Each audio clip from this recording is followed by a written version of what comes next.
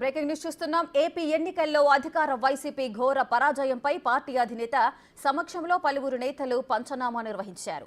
ప్రభుత్వ ప్రధాన సలహాదారుడు సజ్జల రామకృష్ణారెడ్డి, సీనియర్ నేత తలసిల రఘురాం తీరు వల్లే కృష్ణా, గుంటూరు జిల్లాలో పార్టీ ఊడ్చిపెట్టుకుపోయిందని మాజీ మంత్రులు వెల్లంపల్లి శ్రీనివాసరావు, జోగి రమేష్లు జగన్ దృష్టికి తీసుకొచ్చారు. కృష్ణా జిల్లాలో తలసిల రఘురాం కారణంగా చాలా నియోజకవర్గాల్లో ఇబ్బందులు పడినట్లు పలువురు వైసీపీ నేతలు వాపోయారు. విజయవాడ పార్లమెంటు పరిధిలో రఘురాం జోక్యం మూలంగానే అన్ని సీట్లు కోల్పోయినట్టు వెల్లంపల్లి ఆరోపించారు.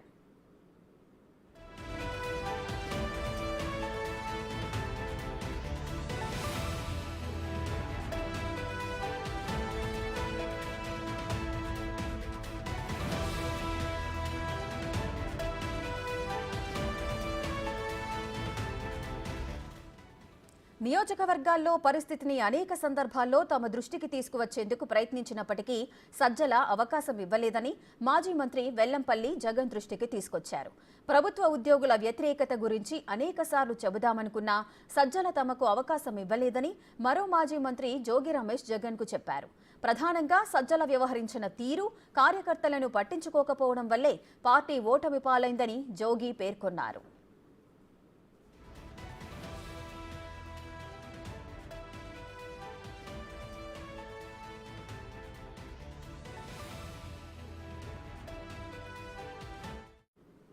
పార్టీ ఓటమిపై సమీక్ష పూర్తయిన తర్వాత జగన్ వారితో మాట్లాడుతూ ఇకపై ప్రతి అంశాన్ని తానే స్వయంగా పరిశీలిస్తానని చెప్పినట్లు వైసీపీ నేతలు చెప్పారు.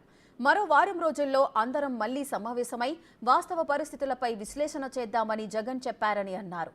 పార్టీ కార్యాలయం, క్యాంప్ ఆఫీసుల్లో ఈ నెల 10న పలు మార్పులు చేస్తున్నట్లు జగన్ చెప్పారని వారన్నారు.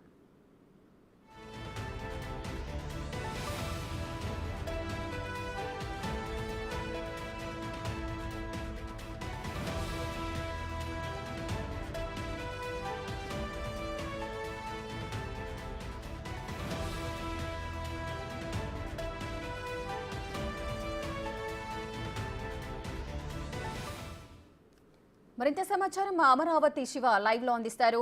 శివ, సార్వత్రిక ఎన్నికల్లో వైసీపీ పార్టీ ఘోర పరాజయం తర్వాత పోస్ట్ మార్టం అయితే నిర్వహిస్తున్నారు. ఇందులో అటు ముఖ్యంగా సజ్జలనే దీనికి ప్రధాన కారణం అంటూ కూడా అంటున్నారు. మరో విధంగా మాజీ మంత్రి తలసిల కూడా దీనికి ఒక కారణం అంటూ కూడా అందరూ పేర్కొంటున్నారు. దీనికి సంబంధించిన అప్డేట్స్ ఏంటి, ఏం జరుగుతోంది? మొత్తంలో చూసుకుంటే కనుక ఆంధ్రప్రదేశ్లో వైఎస్ఆర్సీపీ ఘోర పరాజయం తర్వాత ఆ పార్టీ పోస్ట్ మార్టం ప్రారంభించింది. ఈ పోస్ట్ మార్టానికి సంబంధించి కూడా వైఎస్ఆర్సీపీ నేతలు కని విని ఎరుగని ఆసక్తికరమైన అంశాలని ముఖ్యమంత్రి జగన్మోహన్ రెడ్డి దృష్టిలో పెట్టడం జరిగింది. ఒక్కసారిగా వీరు చెప్పిన సమాచారం విని కూడా కంగుతిన్న పరిస్థితి నెలకొంది. ప్రధానంగా చూసుకుంటే ఆంధ్రప్రదేశ్లో ఇంత ఓటమికి సంబంధించి కూడా కేవలం సజ్జల రామకృష్ణారెడ్డి ప్రధానమైన కారణం అని చెప్పి కూడా మాజీ మంత్రి జోగి రమేష్ అలాగే పలువురు వైఎస్ఆర్సీపీ నేతలు ఘంటాపదంగా మాజీ సీఎం జగన్మోహన్ రెడ్డి చెప్పడం జరిగింది. అనేక అంశాలు, గ్రామ స్థాయిలో ఉన్న పరిస్థితులు, అలాగే ప్రజల్లో ఉన్న వ్యతిరేకత, అలాగే ఉద్యోగ సంఘాల్లో ఉన్న వ్యతిరేకత, ఈ అంశాలకు సంబంధించి అనేక సందర్భాల్లో మీ దృష్టిలో పెట్టాలని చెప్పి వచ్చినప్పటికీ సజ్జల రామకృష్ణారెడ్డి నేను చూసుకుంటాను, నేను చెప్తానని చెప్పి మమ్మల్ని కట్టడి చేశారని చెప్పి కూడా జోగి రమేష్ ఫిర్యాదు చేయడం జరిగింది. అలాగే కృష్ణా జిల్లాకి సంబంధించి ఎన్టీఆర్ జిల్లా పెట్టినప్పటికి కూడా అనేక చోట్ల కూడా పూర్తి స్థాయిలో ఘోరమైన ఓటమికి చవి చూశాము.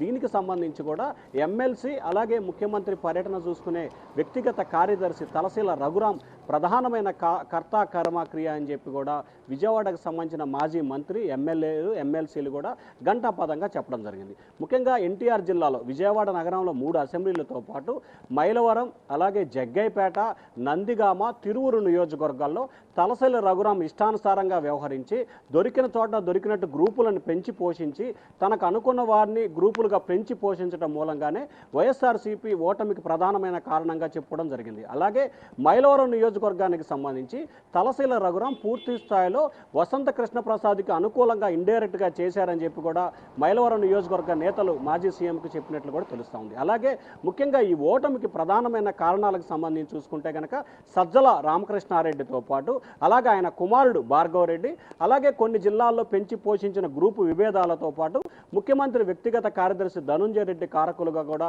వీరంతా కూడా చెప్పడం జరిగింది.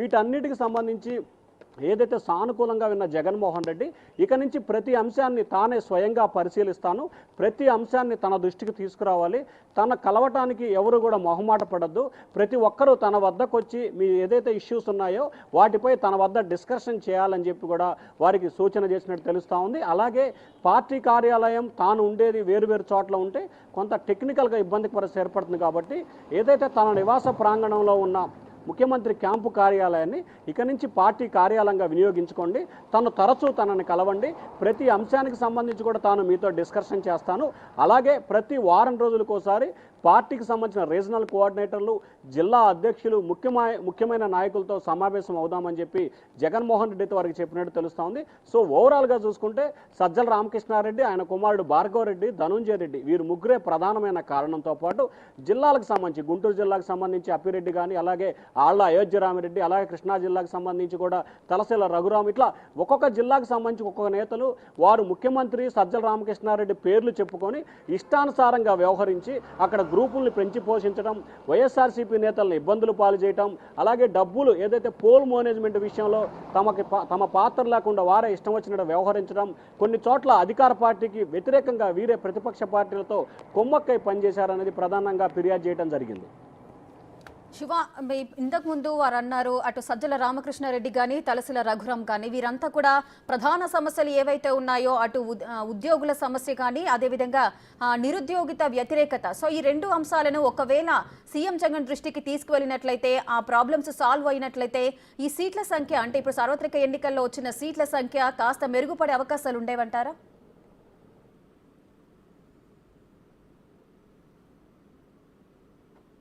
చలో విజయవాడకు పిలుపునిచ్చిన సమయంలో కూడా సజ్జల వ్యవహరించిన తీరు, ప్రతి విషయంలో కూడా సజ్జల రామకృష్ణారెడ్డి అనేక అంశాలు చెప్పినప్పుడు దృష్టికి తీసుకెళ్లకుండా ఆయనే ఒక షాడో ముఖ్యమంత్రిలా వ్యవహరించి అలాగే తమను ఇబ్బందులు పాలు చేసిన పరిస్థితి కూడా కలిగించింది. అలాగే ఉద్యోగుల విషయంలో కానీ నిరుద్యోగ విషయంలో కానీ ముఖ్యమంత్రి కనుక సానుకూలంగా స్పందించినట్లయితే, ఈ అంశాలు ముఖ్యమంత్రి దృష్టికి కనుక తీసుకున్నట్లయితే పోస్టల్ బ్యాలెట్ల విషయంలో ఖచ్చితంగా వైఎస్ఆర్సీపీ కొంత అనుకూలంగా పడే ఉంది. దాదాపుగా వన్